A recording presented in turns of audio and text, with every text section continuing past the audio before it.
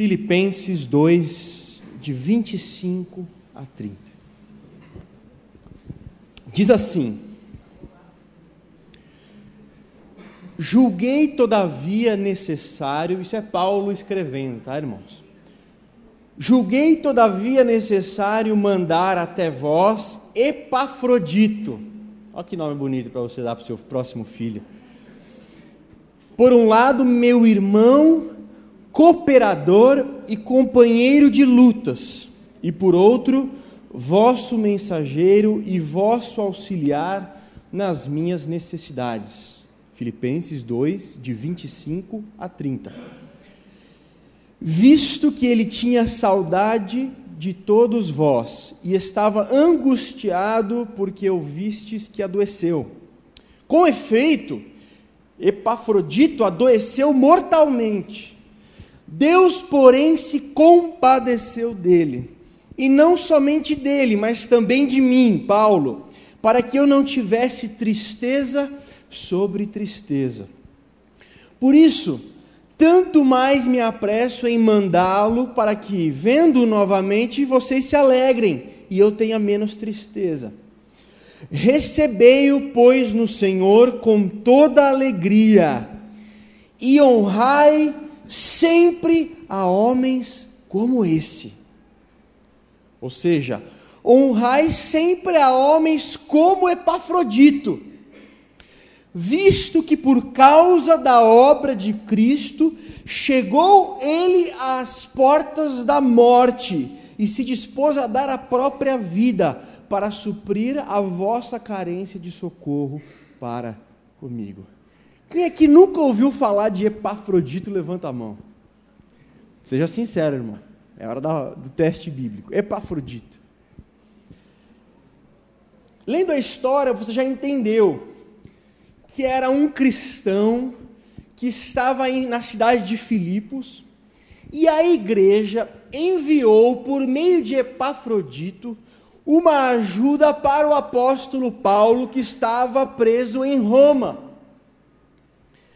E naquela época as viagens eram extremamente desconfortáveis, demoradas, insalubres, e aí vai por diante. Então eram viagens que realmente abalavam muito o físico de alguém, principalmente se você não era tão bem financeiramente para financiar lugares melhores, num navio, por exemplo. Então Epafrodito foi enviado para fazer essa ajuda ao apóstolo Paulo e ajudá-lo no ministério de Paulo, que estava preso. Só que Epafrodito ficou doente.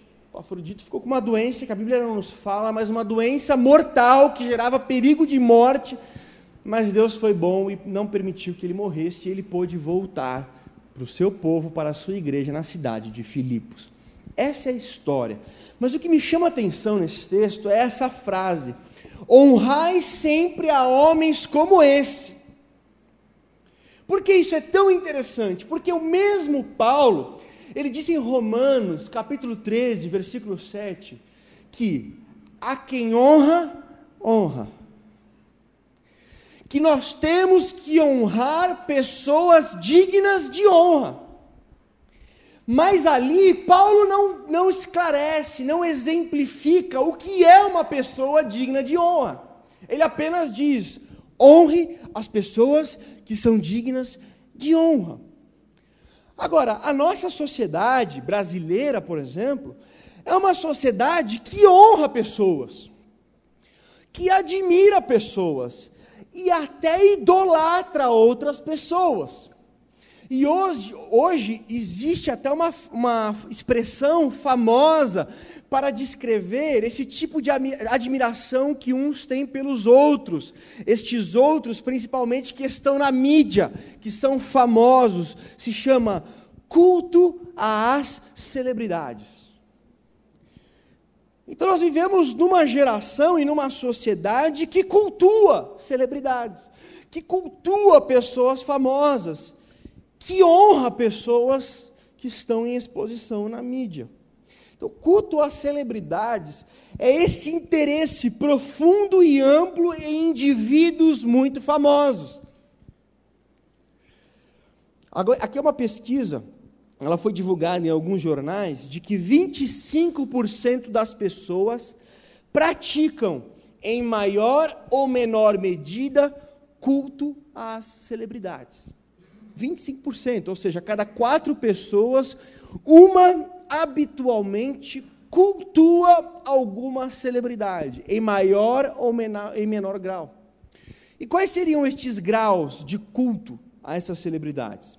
Aí essa pesquisa vai falar, olha, tem um grupo menor que representam aqueles que têm um comportamento obsessivo pela vida de celebridades. A pessoa, ela está vinculada emocionalmente àquela pessoa que nem a conhece, nem sabe que ela existe normalmente, mas de tal forma obsessiva que ela acorda e dorme pensando naquela pessoa, respirando aquela outra pessoa. E aí nós vemos, às vezes, um famoso passando, pessoas se atirando e tal. Essa pesquisa diz que essas pessoas, desses 25%, ainda são uma minoria. Um grupo maior não tem esse comportamento obsessivo pela vida das celebridades, mas interessam-se pelo seu dia a dia, a ponto de apresentar sinais de neurose, de mudança de temperamento. Ou seja, a pessoa, ela acompanha o dia a dia daquela pessoa famosa, acompanhando o dia a dia, o sentimento dela sempre vai se alterando, não com as coisas que acontecem na vida dela mesma, mas na vida do famoso, da celebridade. Então, se ela sabe que o famoso está feliz e realizado, ela está feliz e realizada. Se ela sabe que o famoso está passando por uma crise, ela entra numa crise. Então, é um pouco mais sutil que a primeira, aquele negócio obsessivo, doentio, mas mesmo assim há um vínculo de acompanhamento diário e que traz transformações na própria pessoa.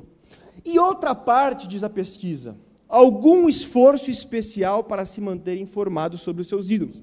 Aqui já é mais sutil, é aquela pessoa que está sempre acessando alguma informação sobre aquele famoso, sobre aquela pessoa, numa roda de amigos, está sempre chamando a atenção para aquela pessoa que ela admira, e tudo isso é chamado na nossa cultura de culto às celebridades.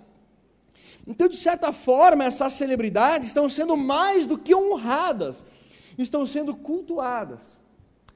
Mas a honra faz parte desse culto. Agora, quem são essas celebridades? Quais são as práticas dessas celebridades? Quais são os valores? Quais são os princípios dessas celebridades? Esses jogadores cultuados, esses artistas engrandecidos, estes atores tão admirados e tão evidentes nos jornais, nas revistas, tão exaltados pela mídia brasileira, quais são os valores dele? Porque alguém poderia dizer, puxa, Paulo mandou honrar. Eu estou honrando alguém. Então, ponto final. A quem honra, honra. Ele não falou, não especificou. Então, se ele não especificou em Romanos 13:7, estou dando honra a alguém. Só que, graças a Deus, a Bíblia é um livro fechado e completo, que ela não deixa esse tipo de abertura. Olha o que diz o jornal Folha. Ele trouxe um texto de Michael Kipp. Ele disse uma frase muito interessante. Conhece-se muito bem sobre uma sociedade observando quem ela celebra. Como é que eu posso conhecer uma sociedade de 200 milhões de habitantes? Veja as celebridades que são cultuadas, que são admiradas, que são honradas por essa sociedade.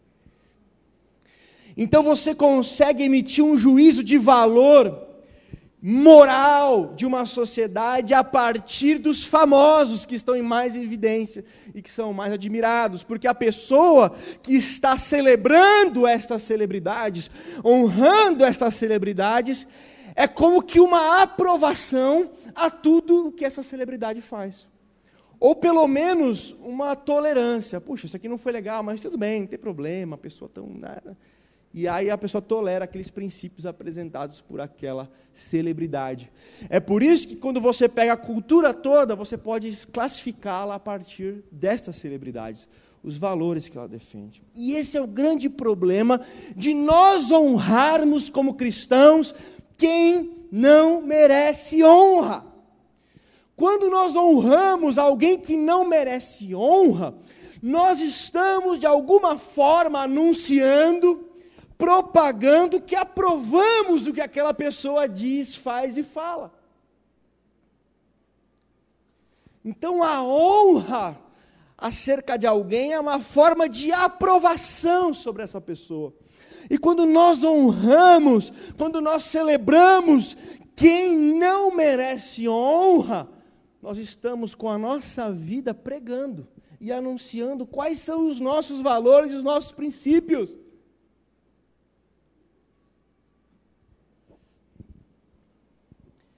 E é por isso que esse texto que nós lemos é tão importante. Porque é diferente de Romanos capítulo 13, versículo 7, onde Paulo simplesmente diz: a quem honra, honra. Nesse texto, Paulo vai especificar quem são as pessoas dignas de honra, quais são as qualidades, a marca de uma pessoa que merece esse tipo de reconhecimento, esse tipo de admiração, esse tipo de honra. Então ele vai dizer no versículo 29, olha, você está vendo Epafrodito, e depois de descrever algumas coisas que Epafrodito tinha feito e aquilo que ele era, ele diz: honrai homens como esse. Como esse. Então, se você pudesse conversar com Paulo, e Paulo começasse assim dizendo para você: olha, dê honra a quem merece honra. Aí você ia perguntar: mas quem que merece honra? Paulo iria responder: alguém como Epafrodito. Alguém como Epafrodito. Então, quando eu olho a história aqui, esse breve relato de Epafrodito, que só aparece aqui na Bíblia, eu sou capaz de encontrar que marcas eu preciso encontrar em alguém para que eu deva honrá-la. E ao mesmo tempo, eu vejo que marcas eu devo possuir como cristão para que eu seja digno de alguma honra. E aqui nós fechamos essa possibilidade de honra para qualquer um, que a gente tem que encontrar em alguém para que essa pessoa seja digna de honra. Então aqui nós vamos encontrar quem eu devo honrar e o que eu devo ter para ser uma pessoa honrada, honrável. Então, indo para o texto de Epafrodito, a primeira coisa que eu encontro nele, como uma primeira marca, que fica muito clara nesse texto, é a marca da normalidade. E essa eu preciso explicar com detalhes. Epafrodito era um cara normal. O próprio nome dele, Epafrodito, sabe o que significa Epafrodito? Pertencente a Vênus, que era a deusa romana do amor, que os gregos conheciam como Afrodite. Então este homem nasceu num ambiente onde, no nascimento dele, ele serviu de homenagem a uma deusa pagã. Ou seja, o passado dele não era invejável. Não era alguém que você olhava e falava: puxa, ele é filho de fulano de tal, vem de uma linhagem de grandes homens de Deus, vem aí de uma linhagem de homens que marcaram a história, dos heróis da fé. Não! É um cara que nasceu num contexto em que os pais dele, para homenagear uma deusa pagã, colocaram o nome dele de Epafrodito. E os cultos a Afrodite envolviam práticas sexuais durante o culto. Porque na prática sexual era uma forma de você ter acesso a essa divindade, que é essa deusa do amor. Então ele tinha um passado nada invejável, agora ele se converteu. Então é alguém parecido com a maioria de nós, com um passado negativo muitas vezes, com coisas que nós não nos orgulharíamos de as pessoas conhecerem e saberem, com uma folha de ocorrência manchada em algumas coisas, mas alguém que um dia se arrependeu e colocou a sua fé em Jesus. Um cara normal, normalidade. Outra coisa que nós encontramos no texto: Epafrodito ficou doente, e doente de morte, porque ele era um cara normal. que fica doente, que estava sujeito às mesmas dificuldades que todos os seres humanos estão. Que não é porque são cristãos, que não é porque professam a fé em Jesus, que tem uma certa seguridade celestial para que não passem por dificuldades, momentos de crise, momentos de dificuldade. A fé cristã não é para isso. Não é para evitar que nós tenhamos momentos de tristeza, momentos de dificuldade, momentos de solidão. Paulo mesmo fala, olha, Deus foi misericordioso, que não deixou ele morrer, porque eu já estava triste. Se ele morresse, era mais uma tristeza, aí seria tristeza sobre tristeza. Então Epafrodito era um cara normal. Certa vez teve um líder que se dizia cristão, que ele disse que ele tinha tanta intimidade com Deus, o relacionamento com Deus era tão assim trash, que ele disse que poderia agendar com Deus a hora da morte dele. O cara é um animal, hein? O problema é que nós também gostamos de pensar em super crentes, super santos, super homens, pessoas supra mega blaster hiper. E aí, da onde veio isso? Da onde veio esse anseio nosso como igreja de pessoas super espirituais, de pessoas que sejam mais próximas de Deus e sejam de uma categoria diferente da nossa? De onde veio essa ideia? Isso começou no 4º século depois de Cristo, quando o imperador Constantino, ao invés de perseguir a igreja, que foi perseguida no século I, foi perseguida no século II, foi perseguida no século III, no início do 4º século, quando Constantino se torna o imperador romano, ele deixa de perseguir a igreja e começa a favorecer a igreja. Só que o que acontece com o Império Romano? O Império Romano, politicamente falando, ele era organizado por camadas. Ou seja, no ápice do poder, no ápice da autoridade em Roma, você tinha o imperador romano. Só que abaixo do imperador, as pessoas mais próximas dele eram os senadores. Aí abaixo dos senadores, você tinha a nobreza. Aí abaixo da nobreza, você tinha os cidadãos. Aí abaixo dos cidadãos, você tinha os moradores que não eram cidadãos romanos, eram pessoas que moravam lá. E abaixo deles, você tinha os escravos. Então você tinha esse escalonamento de poder, essa hierarquização dentro da política romana. Só que o que acontece? Imagine que você precisa de alguma coisa do imperador. Puxa, eu precisaria pedir para o imperador que ele asfaltasse essa rua. Só que eu não sou senador. E é o senador que está próximo do imperador.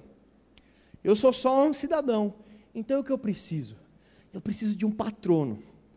Em outras palavras, eu preciso de alguém que seja amigo do imperador. Eu preciso de alguém que esteja mais próximo do imperador.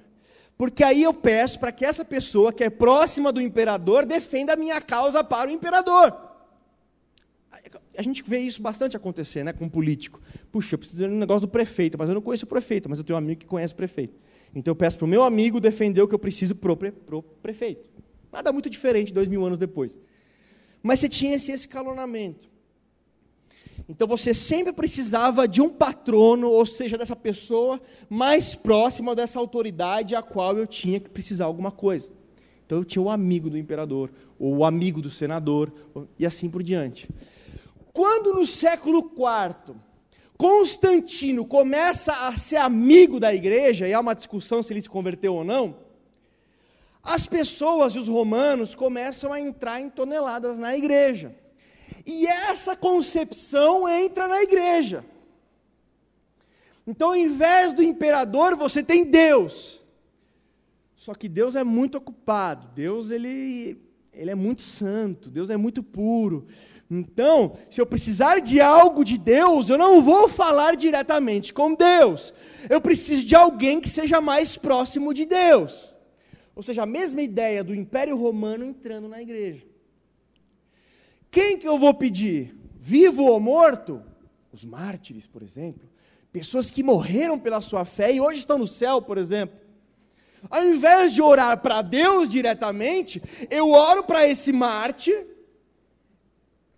porque ele tem muita mais moral com Deus do que eu. Ou então eu oro por um santo. Oro para um santo, uma pessoa que viveu nos desertos, uma pessoa que viveu longe de todo pecado, viveu longe de toda impureza. Essa pessoa está mais próxima de Deus do que eu. Então eu pego a minha necessidade, a minha causa, levo para essa pessoa que vai me intermediar algo com Deus. Então você cria o mesmo escalonamento que tinha no Império Romano. Isso começa só a partir do século IV. E aí começa a nascer essa ideia de santos e de patronos, de intermediários mais próximos de Deus. Só que no Império Romano, você tinha um Deus para cada coisa. Você tinha o Deus da guerra, o Deus do amor, o Deus da prosperidade, do dinheiro, o Deus da... Começaram a se fazer a mesma coisa com os santos. Então, nós temos vários intermediários entre nós e Deus. Eu estou só falando o que eles ensinam, viu, irmão? Não concordo com isso, viu? Nossa, que interessante essa construção, que legal. Eu não concordo com isso, eu vou chegar já no final, espera um pouquinho. Então, puxa, eu preciso de alguém que esteja perto com Deus. Mas não pode ser qualquer um, tem que ser alguém especializado naquilo que eu preciso. O que eu preciso? É amor? Eu estou com um problema no amor, então qual que é o santo que teve na sua vida algo relacionado com amor? Ou com dinheiro, ou com a minha necessidade. E aí nasce essa estrutura de que eu tenho que passar por alguém para que alguém defenda a minha causa diante de Deus. Agora, se você parar para pensar, mas puxa vida, eu preciso algo de Jesus. Só que Jesus é Jesus, meu. Jesus é muito santo, Jesus é inalcançável. Qual é a melhor pessoa que pode interceder e brigar pelas minhas coisas junto a Jesus, se não for a mãe dele? Então Maria ganha uma proeminência muito grande aí, porque de todo mundo que poderia me ajudar, junto com Deus, junto com Jesus, Maria pode ajudar. E aí na Idade Média, inclusive, tinha-se a história de que quando Maria morreu, ela chegou no céu, aí Jesus disse, puxa, que bom que você está aqui agora, então agora eu serei o rei da justiça e você será a rainha da misericórdia. E aí cada vez vai se fortalecendo a ideia de que para chegar a Jesus, eu preciso passar por uma intermediária. E aí como é que se ora? Rogai por nós pecadores. Essa ideia de que tem alguém maior do que eu, mais próximo de Deus, que Deus convocou para uma posição mais especial perto dele, e que eu tenho que passar por essa pessoa, porque Deus está muito fora do meu alcance. Mas essas pessoas não, porque foram seres humanos como nós. Entende a dinâmica do que aconteceu com a igreja? Nesse sentido? E aí você tem o Papa, que é o representante de Deus na terra, alguém que é infalível, alguém que está numa categoria superior, que é o canal entre Deus e os homens, a pessoa que fala em nome de Deus. Então eu não vou a Deus diretamente, eu vou primeiro a uma autoridade religiosa, para que essa autoridade sirva de ponte entre mim e Deus. Então, entra muito forte na igreja essa concepção de pessoas extremamente super crentes, super santas, super heróis da fé, super heróis da religião. Agora, quando eu olho para a igreja evangélica protestante, que é de onde nós temos as nossas origens, porque a gente sempre critica muito, né? Os ídolos aí, tal, é tudo idólatra, criaram esses intermediários, criaram tal, nós temos acesso direto a Deus. Mas nós criamos também as nossas super autoridades cristãs. Os grandes ungidos que têm um acesso a Deus que eu não tenho. Então, se eu quiser me achegar a Deus, eu preciso passar por aquele ungidão. Porque ele é assim com Deus. Deus escolheu o cara e... Então, se eu orar, não vai acontecer. Mas se esse cara orar... Ele é da NASA. Ele é de outro planeta. Ele é Master Blaster. Então, Deus escolheu para estar mais perto dele algumas pessoas e ponto final. Se você quer uma resposta de Deus, fale com aquela autoridade religiosa. Fale com aquela pessoa, porque ela faz parte de uma... Dentro daquele escalonamento, ela está mais próxima de Deus. Então, você precisa dela para chegar lá. E aí nós, como igreja brasileira, temos 20 ou 30 personalidades de liderança cristã que simplesmente ditam a regra do que 40 milhões de pessoas têm que fazer.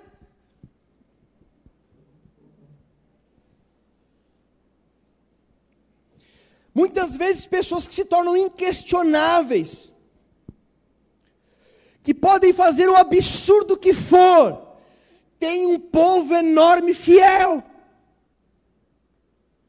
Por quê? Porque aquela pessoa é o intermediário dela com Deus. Se ela perder aquela pessoa, ela perdeu a relação com Deus. É a mesma coisa do que os ídolos ou os santos católicos. A mesma coisa, irmãos.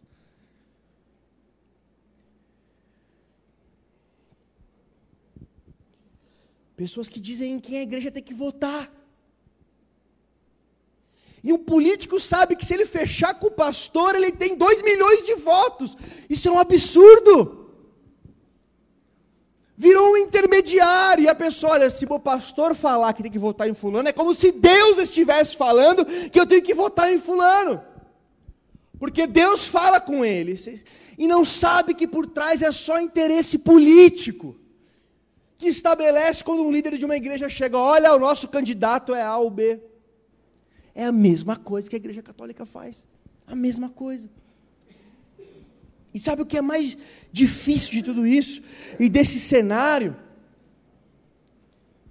Um cenário onde você vê muitos líderes estabelecendo regras e verdades que não estão na palavra de Deus. Se você vai encontrar na Bíblia, você não vê aquilo. Aí você fala, mas espera aí, quem pode dizer que isso é verdade? Não está escrito. Não, mas é a experiência que o líder teve, então ele tem um acesso a Deus, a gente tem que confiar esse acesso a Deus que eu não tenho, ele tem, então. Sabe o que é mais triste disso? É que isso vai contra uma das maiores bandeiras da reforma protestante.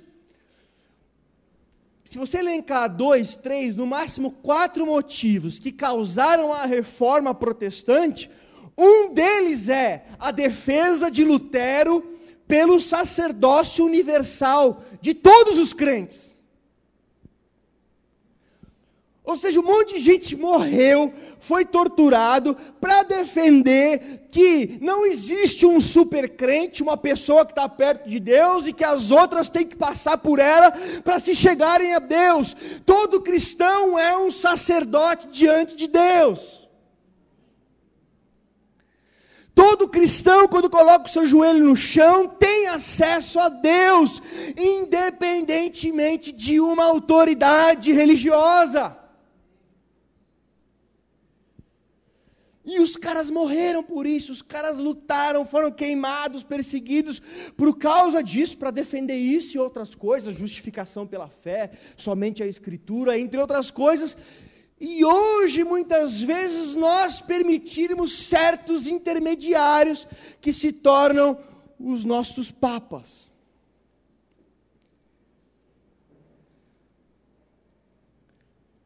Se tornam os nossos mediadores. Quando Paulo escreve às igrejas, ele diz, aos santos que se reúnem em tal lugar.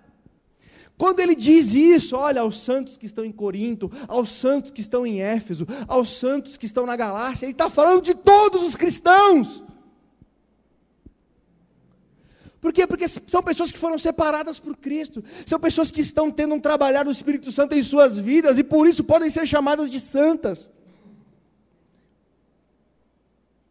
E não para dizer que existe uma categoria especial de pessoas que não erram, não falham, e se você quer chegar mais perto de Deus, você precisa dessas pessoas.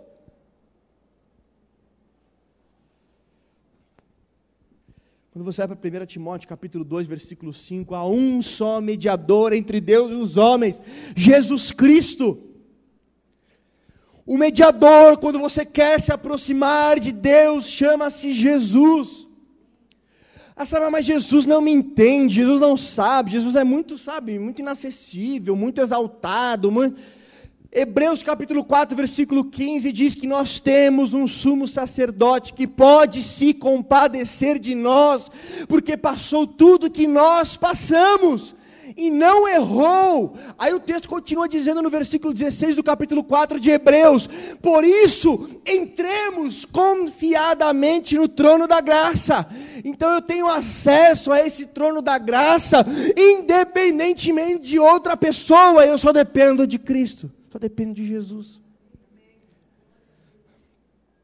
1 Pedro 2,5 fala que todos são sacerdócio santo. 1 Pedro capítulo 2, versículo 9 diz que todos são sacerdócio real.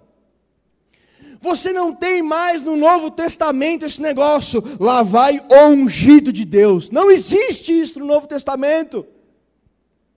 Isso eram expressões para se referir ao rei de Israel, a profetas às vezes, e a sacerdotes. Mas o ungido significa o Cristo, foi tudo consumado e completado em Cristo. Ele é o ungido. Às vezes a gente projeta e às vezes honramos algumas pessoas que estão alimentando essa ideia de que possuem uma superioridade espiritual em detrimento de todos. De que estão sempre vendo, sempre ouvindo, numa outra dimensão que os outros não estão. E se você quer alguma coisa dessa outra dimensão, fale comigo. Eu acho bonito o que Paulo fala de Epafrodito. Ele diz: Epafrodito, este homem que deve ser honrado por todos, ele é meu cooperador. Sabe o que significa essa palavra? Ele é meu colega de trabalho. Não é um super crente, não é um mediador entre Deus e os homens, não é um super espiritual, é um homem comum, que tem um passado não invejável, que tem aí uma história de vida simples, que fica doente, que padece necessidade e que é um colega de trabalho. Nós na igreja, queridos, somos colegas de trabalho. O trabalho é de Jesus, o trabalho é dele, é ele que é o Senhor do trabalho. O resto são todos colegas de trabalho exercendo diferentes funções. Mas exercer uma diferente função não faz de ninguém mais próximo de Deus do que outra pessoa. É só para organizar a comunidade quando ela se reúne, mas não há espiritualidade maior em um do que o outro. Mateus capítulo 6 diz: entra no teu quarto, fecha a porta e fala com Deus, que Deus que vem oculto, Ele vai te recompensar. Seja a sua casa de $1 milhão, ou seja a sua casa, como os nossos irmãos em Apiaí, de pau e caixa de leite, quando ele entra num ambiente e se coloca diante de Deus, Deus está lá. Eu tenho um papel aqui, depois no final do culto eu vou deixar aqui se você quiser olhar. Numa das aulas do mestrado de teologia, um professor levou isso daqui, falou: pessoal, vocês estão vendo isso daqui? Talvez você não consegue ver de longe, deixar perto da câmera aqui, para quem estiver assistindo pelo vídeo. O professor falou: eu fui numa igreja pregar, e no começo do culto, uma irmã de uns 80 anos de idade, veio com esse papel aqui. Falei: puxa, mas eu não estou conseguindo identificar o que está escrito, nem eu, irmãos. Nem eu que estou de frente com o negócio. É uma tentativa de escrever nomes de pessoas, assim, como se fosse um mero rabisco, assim. É uma mulher de 80 anos de idade que é analfabeta. Aí o pastor diz: sabe o que é isso aqui? Todo domingo ela traz um papel com vários nomes que ela imagina como se deve escrever, das pessoas que ela evangelizou na semana. E ela está trazendo aqui para que a gente ore por essas pessoas. Que autoridade, que proximidade maior de Deus, qualquer autoridade religiosa na terra pode ter maior do que uma mulher assim.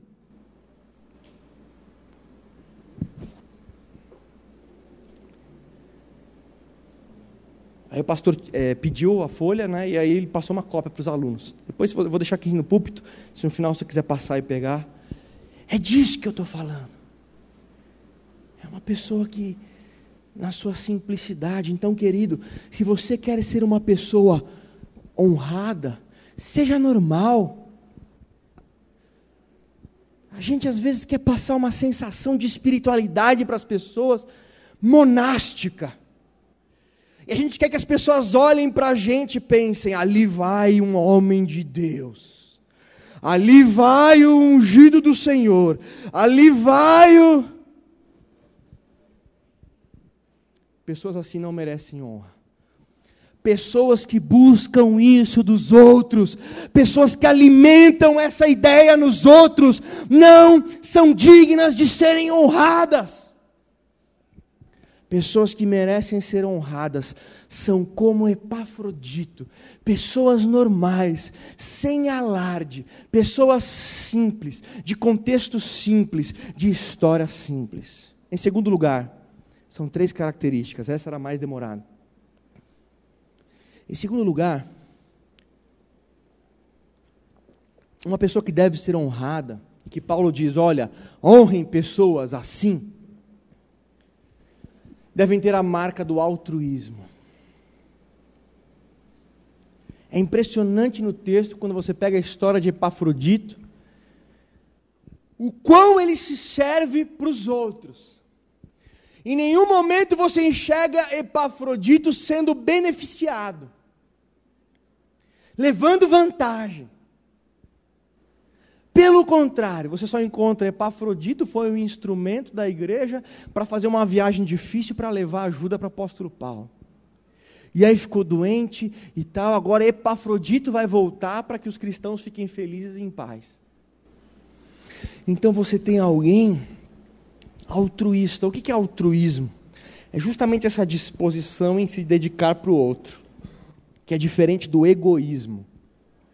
O egoísmo é a finalidade das coisas que eu faço, tem o fim em mim. Eu sou o centro das coisas que eu faço, e as coisas que eu faço têm a finalidade, de uma forma ou de outra, de me beneficiar. O altruísmo é esse esvaziamento em que a alegria do outro é suficiente para mim, em que o bem-estar do outro é suficiente para mim, em que a realização do outro se torna minha realização, em que o prazer do outro se torna o meu prazer. É por isso que nós não podemos honrar famosos da mídia. Às vezes você para ver um programa, aí você vai ver, vamos ver o que esse famoso vai falar, tal. Ele começa a falar, não, porque hoje eu fiz isso, hoje eu comi isso, a minha comida é essa, a minha atividade física é essa, a minha dieta, o meu carro, a minha namorada, tudo centralizado. Paulo vai dizer que pessoas assim não podem ser honradas. Pessoas centradas em si mesmas não podem ser honradas. Honradas devem ser as pessoas que se projetam para o outro. Eu queria preparar um vídeo. Está pronto já? Está pronto? Queria que você assistisse um vídeo. Eu assisti hoje de manhã. Falei, puxa, deixa eu passar nessa parte da pregação.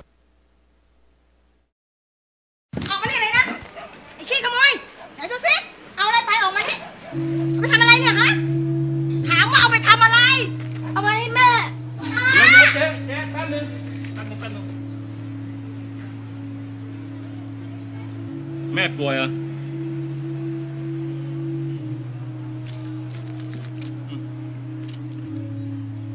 อย่าทำอย่างนี้อีกนะมวยเกาเหลา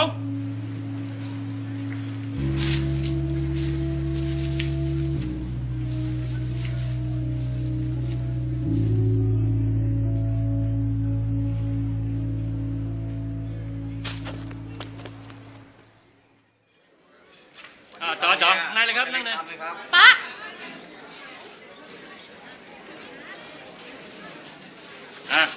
จัดไปสั่งมาเร็วต่ออะไร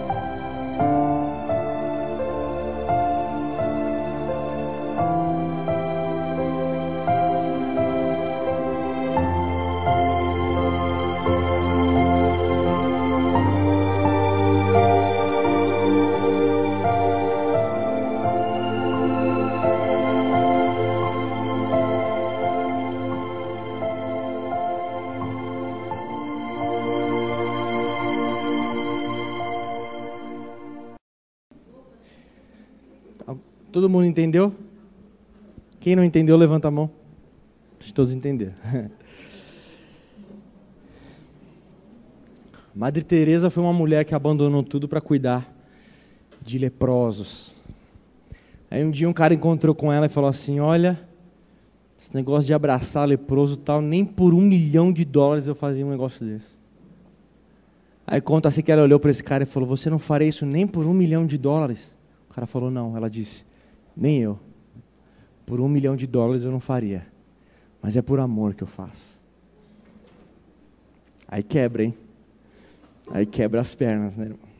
Eu cheguei a comentar, né, no nosso Dia da Família sobre um filósofo chamado Camus, que ele é um filósofo ateu famoso, já falecido, do século XX mesmo, e ele escreve um texto falando que em outras épocas ele sempre esperava das pessoas uma amizade ou algum sentimento verdadeiro. Ele tinha uma expectativa em relação às pessoas que estão à volta dele.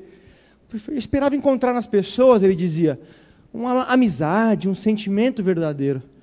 Ele falou: mas com o tempo eu percebi que não podia esperar delas nada. Aí ele disse: então eu já não espero mais nada de ninguém. E tudo que alguém fizer por mim, eu recebo como um milagre ou como um ato de graça. Aí quando eu olhei o que ele escreveu, eu falei: isso daí não é igreja. Igreja não é uma pessoa esperando que as outras façam alguma coisa, até o dia que elas se frustram e começam a dizer: olha, se um dia alguém fizer alguma coisa por mim, é milagre, é um ato de graça. Igreja é o que Jesus disse: o Filho do Homem veio para servir e não para ser servido, para se entregar, para se doar. Então, nós precisamos honrar pessoas que se doam, pessoas que se entregam, pessoas que são altruístas. E se você quer ser honrada, ser uma pessoa honrada nos termos da Bíblia, além de ser uma pessoa normal, você precisa ser uma pessoa altruísta. Em último lugar, algo que fica muito claro nessa narrativa de Filipenses 2, de 25 a 29, é o fato de que Cristo é o valor supremo de Epafrodito. Quando você lê lá no último texto, por causa de Cristo, ele quase morreu e se dispôs a entregar a própria vida. Uma pessoa digna de honra é uma pessoa normal, é uma pessoa altruísta e é uma pessoa que tem Jesus como seu maior tesouro. É por isso que a gente... Sabe por quê? Quando você valoriza uma pessoa que valoriza a Cristo, indiretamente você está valorizando a Cristo também. É aquilo que Paulo vai dizer em Filipenses também, no capítulo 3, a partir do versículo 4. Ele vai dizer para os religiosos, tinha um monte de judeu religioso lá, falando um monte de coisa, ele falou: olha, se for para se achar, Paulo fala, se for para se achar religiosão, se for para se achar categoria, eu sou melhor que todo mundo, ele disse. Sou melhor que todo mundo. Tem que circuncidar o 8º dia, que é o sinal do pacto de Deus com Israel. Ele falou: eu sou circuncidado ao 8º dia. Tem que fazer parte de Israel? Eu faço parte da nação de Israel, sou judeu. Tem que ser de uma tribo famosa? Eu sou de uma tribo famosa, a tribo de Benjamim, a tribo que entregou os guerreiros para Israel, a tribo do primeiro rei de Israel. Sou de uma tribo famosa, sou hebreu. Tem uma posição importante? Eu tenho, era fariseu. Líder religioso, considerado, reconhecido por todos. Tem que ser zeloso, tem que levar a sério. Eu levava muito a sério ao ponto de perseguir quem fosse contra. Falando, quer colocar na balança se alguém é capaz de ser religiosamente mais honrável do que eu? Colocar e vamos ver quem ganha. O que para mim era ganho, eu reputei por perda por amor a Cristo. E reputo em perda todas as coisas pela excelência do conhecimento de Cristo. Está falhando, acho que a bateria está vermelho já. Pelo qual sofri perda de todas as coisas, e as considero como esterco, para que possa ganhar a Cristo. Olha o que Paulo está falando, vocês querem falar de posição, de título, de mérito, querem falar de linhagem, de sangue puro, de sangue azul. Ninguém é como eu. E quando eu olhei todas essas coisas e comparei a Cristo, elas se tornam um esterco comparado a Ele. Porque Ele é o valor supremo, Ele é o bem maior, daquilo que está em Mateus, capítulo 13, versículo 44, de um foi num campo e achou um tesouro, e ele foi embora, vendeu tudo que ele tinha para comprar aquele campo, para ter aquele tesouro. Assim é quando um homem se encontra verdadeiramente com Cristo, tudo perde o valor, tudo perde o significado longe dele. Sem Cristo as coisas perdem a graça, perdem o sabor. Pessoas assim são honráveis.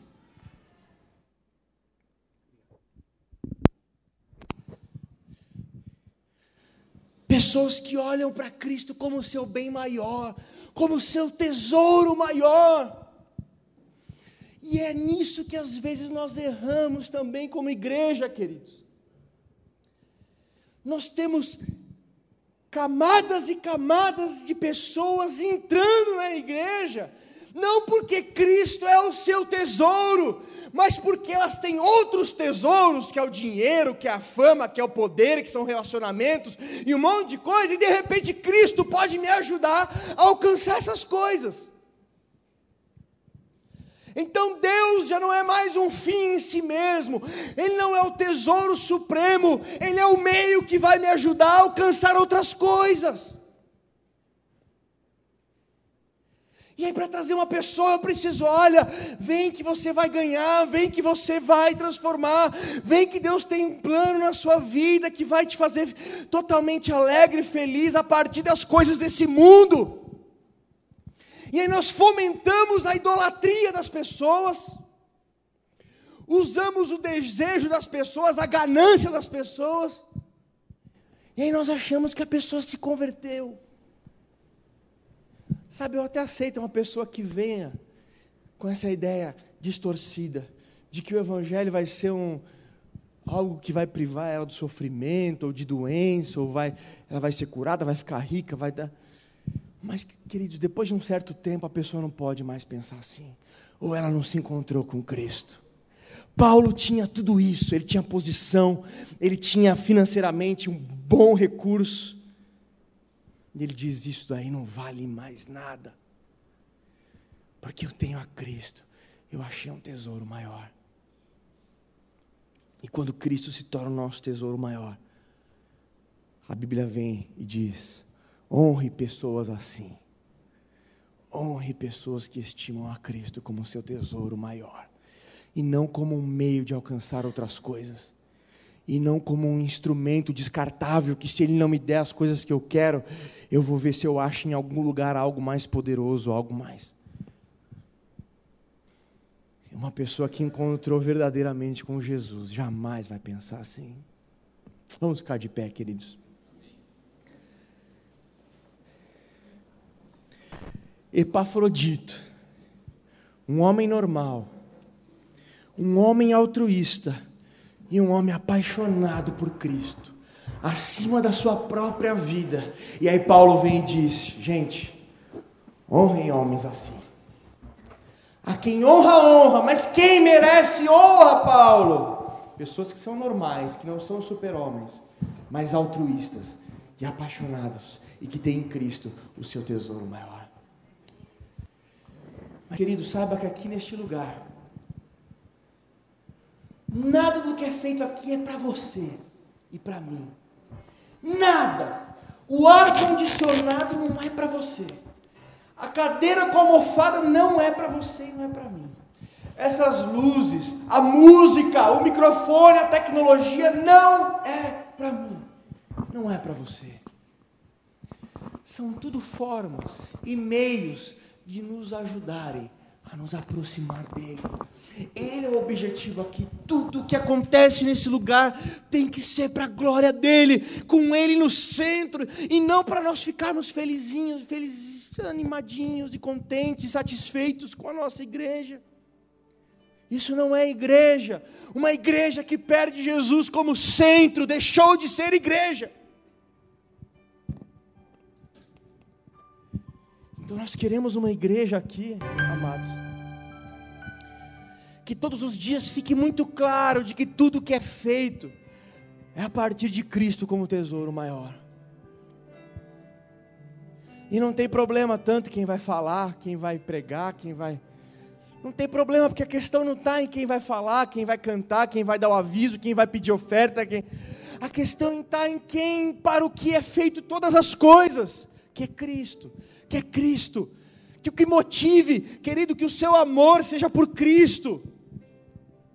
Que o que inspire a sua participação nesse lugar seja os olhos de Jesus satisfeitos pela sua vida, e não a igreja em si, não o cristianismo em si, não uma placa de igreja em si. Essas coisas sim são meios, são recursos que nós temos que usar, mas Cristo nós temos que adorar, e honrar, e engrandecer, e tê-lo como nosso bem maior.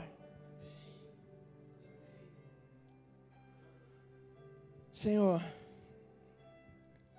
Jesus amado de nossas almas, porque tudo foi criado por Ele, e para Ele são todas as coisas, e nada do que foi feito se fez sem a poderosa voz dEle.